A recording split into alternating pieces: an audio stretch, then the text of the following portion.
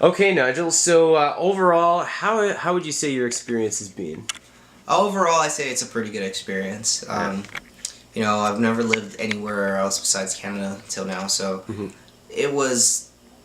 It wasn't actually. I'm not gonna lie. It wasn't that big of an adjustment for me because Hmm. I came in with the mindset that like I'm not at home. I'm in a different country. Like there's gonna be different things. So that helps a lot having that kind of mindset Yeah. and like being able to adjust to the curveballs, which there'll be a few when you're here that come up from time to time. So yeah. What are the most memorable curveballs that you've been Memorable thrown? curveballs.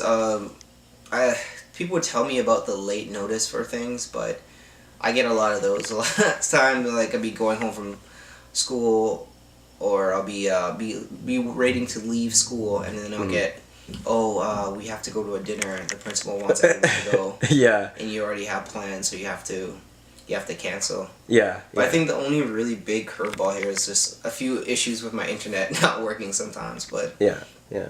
yeah, but there's little things that you kind of have to just, oh well, Yeah. If you let them get to you, then you're not gonna be here for long. Yeah. Do you know anybody that has left early? I know my one friend left, but that was just for personal reasons, Oh, not right, because right. of Korea. Right. Yeah, Right. but I Right. haven't known. Actually, what's funny is like I already kind of had a mindset that I want to stay more than 1 year, Hmm. and a lot of people were like, "No way, I can't do this for more than a year." But now people are getting used to it, and they're like, "Yeah, I think I'm gonna stay," Hmm. Hmm. because they're just good with their situation. They just got comfortable with it. Absolutely. You mentioned staff dinners. I'm assuming that you went. Yeah, What was it you like? don't really have a choice. You don't really Yeah. have a choice. They were good. They were good. It just they were good.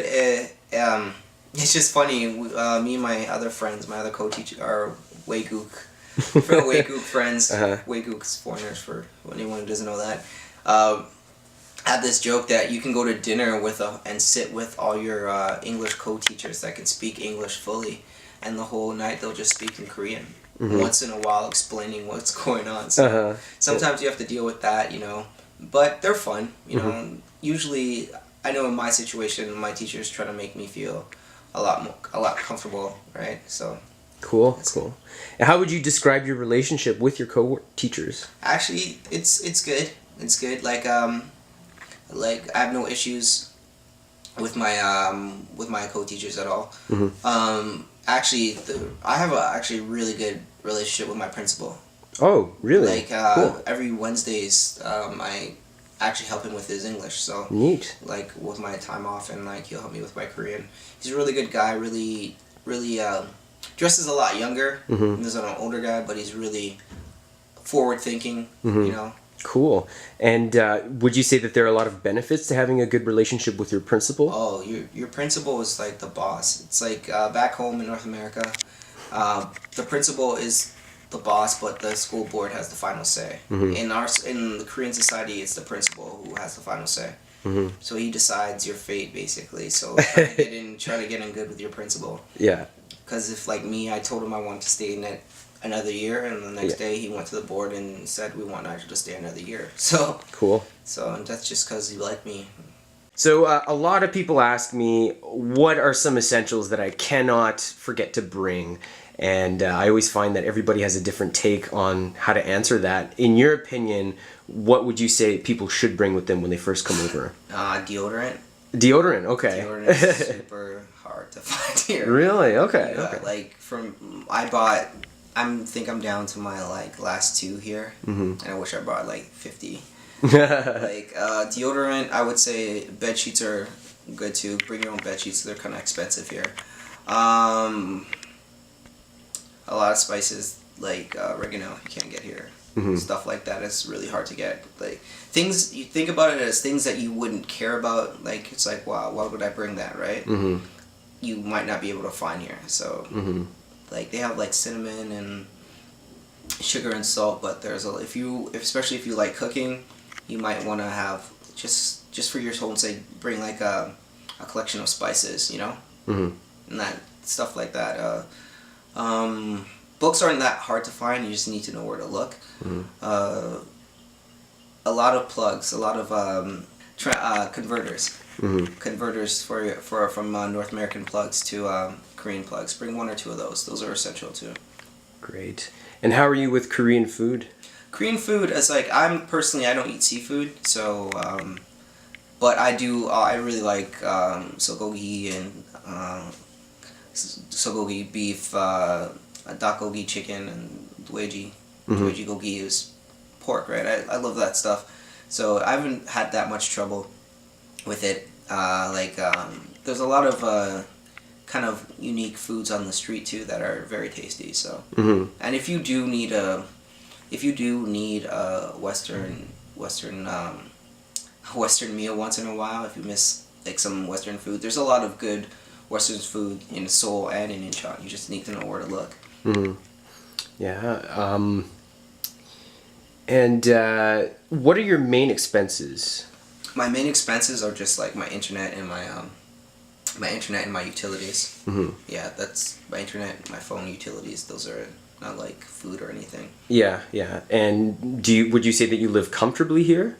Yeah, I feel like it depends what you want to do. If you like me personally, I'm trying to pay off student loans, so I save enough. I send money home, but like if let's say you make like 18,000 or 18 million won, you send like $1,000 home a month, you could still comfortably live off $800, like comfortably. It's not like it's super expensive for food here. And like Korean, it's like back to your Korean food question. If you do like Korean food, it's a lot cheaper to eat Korean food than to go get Western foods. What do you do in your free time? A lot of people ask me, am I going to be the only foreigner? Am I going to have friends? What has that experience been like for you? It's been good. Like I was kind of blessed with a smaller orientation group when I came here.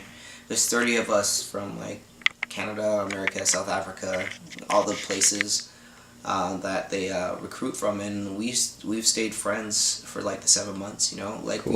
we've obviously branched out and met new people, but yeah, it's like Incheon has a pretty good Western community. If you're afraid of not knowing any Westerners, right? It's like if Bupyeong is obviously the center of the universe for Westerners here. All the Western bars are there and what have you. But yeah, it's there's a lot of Koreans here too who want to get to know foreigners, who want to like practice their English or want to have a language exchange partner, and so you're never gonna be alone here. If you put yourself out there, you're never gonna be alone. Like I've met some very good Korean friends here. Then I kind of thought I wouldn't have met that many Korean friends, but I have one or two that are really good people. Cool.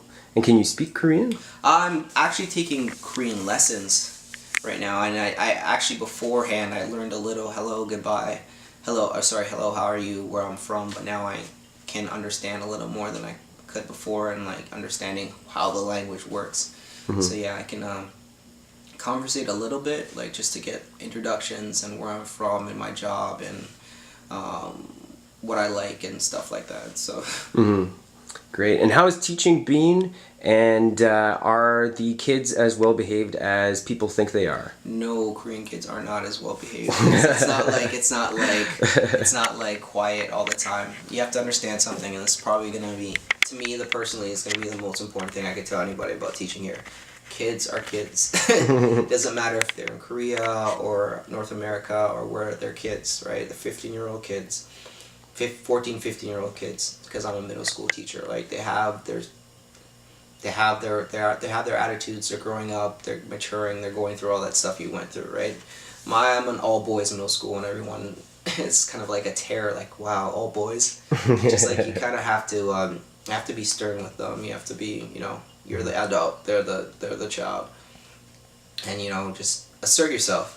But yeah, they're not all like well behaved. Like there's good students and bad students like anywhere in the world, right? So you have to be prepared for that.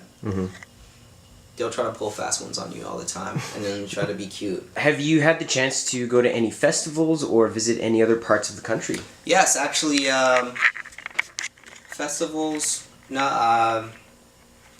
My first funny story. My first weekend here, I got up and just tried to discover my area, and I didn't realize it, but behind my house is Chinatown, like the Chinatown of Incheon, and there was like a big music festival going out there.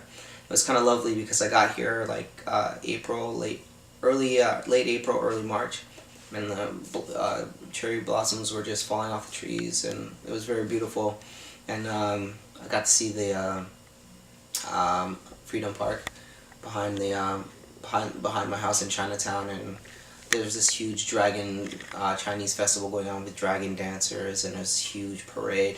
And it was kind of like a shock that I get to see that so early in my stay here. Mhm.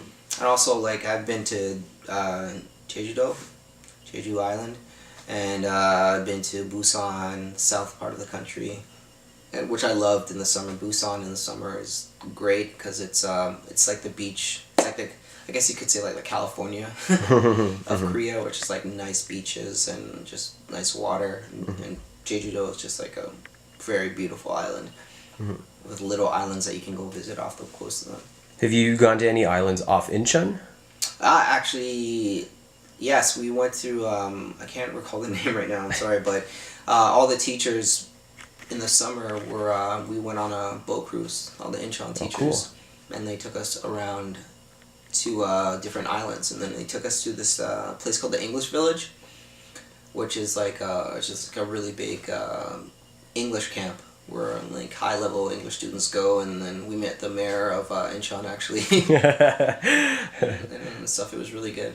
Great. All right, so I think we'll just about wrap things up.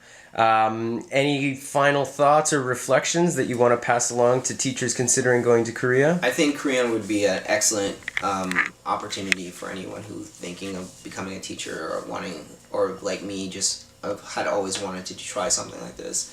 It's safe, especially in a public school. It's like they keep you safe, they look after you. You know, there's less risk than like maybe some other countries. And it's just a good experience. You made a lot of good friends here, and it's a good country. So. All right. Cheers and take care. Annyeong. Annyeong.